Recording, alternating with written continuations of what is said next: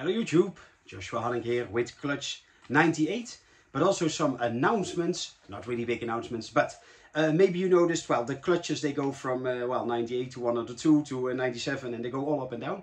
As I talked about before, it's because, yeah, they don't all hatch and shed at the same time, of course, or in order. But what also is something that to keep in mind, that maybe, like I think so far 2 or 3 clutches won't be on YouTube, just because there was nothing to show.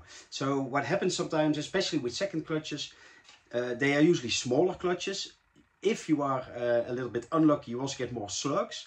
So sometimes I get clutches that have like 2 good eggs and 10 slugs, for instance.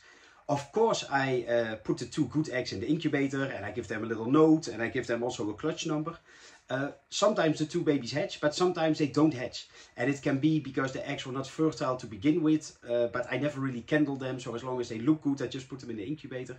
But it can also be that the babies, they were fertile eggs and they were developing, but the eggs just died off somewhere halfway because they were weak, or maybe they were like kinked or dead in the egg. It can be everything. So if you are thinking like, hey, I am missing some clutches, maybe in the last week until next month or something, that is possible. So it's not that I'm hiding anything. It's just how it goes sometimes. So back to clutch 98. It's a scaleless clutch. Also a first clutch of this female, by the way. So that's sort of strange because she laid them on June 20th. So that's pretty late for a first clutch. But well, I'm happy with it anyway. So it's a male scaleless Golddust het motley to a female scaleless butter motley. Maybe buff, but I'm still not sure. And there's also a hypo and maybe striped in there, but that's not in the male anyway. So we won't find out. So let's go have a look at the babies.